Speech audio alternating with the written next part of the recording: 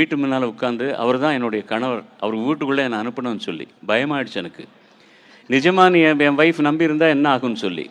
அங்கே என் ஒய்ஃப் வெளியே வரும்போது கோலம் போடுறதுக்கு அந்த பொண்ணு வந்து, நான் மானசீகமாக உங்கள் ஹஸ்பண்டை நான் கல்யாணம் பண்ணிக்கிட்டேன், எனக்கு வேறு ஒன்றும் தேவையில்லை, உங்கள் வீட்டில் நான் வேலைக்காரியாக இருப்பேன், அவர் பாடுறதெல்லாம் டெய்லி நான் கேட்கணும், அதுதான் எனக்கு ஆசை. அவர் வீட்டில் பாடுறதே இல்லைம்மா, என்ன கேட்க போகிற நீ? இல்லை அவரோட ரெக்கார்டிங் ஆமாம், முதல்ல ரெக்கார்டிங் போகிற ஆரம்பிப்பேன், அப்புறம் வேறு எல்லாம் வரும். தயவு பண்ணி இந்த மாதிரி பைத்தியக்காரத்தனமாக இருக்காத, அவர் வந்து அவர் மேலே அன்பு வச்சிருக்கிற, கௌரவம் வச்சிருக்கிற, அது போதும், நான் போகவே மாட்டேன், இங்கே இருப்பேன்னு சொல்லி. கடைசியில் வந்து நான் போலீஸ்காரங்களுக்கு ஃபோன் பண்ணி, சார் நீங்கள் மஃப்டியில் வாங்க, அந்த பொண்ணு வந்து வேறு ஒன்றும் பண்ணாதீங்க, அது ஒரு பைத்தியமாக இருக்குது, அது நான் டிக்கெட்டு வாங்கி ரயிலில் ஏற்றினாலும் கூட ஊருக்கு போகுமான்னு எனக்கு கொஞ்சம் டவுட்டு, நீங்கள் தயவு பண்ணி சென்ட்ரல் ஸ்டேஷன் கொண்டு போய் அந்த பொண்ணை ஸ்டேஷனில் ஏற்றி விட்டுருவாங்க சார்.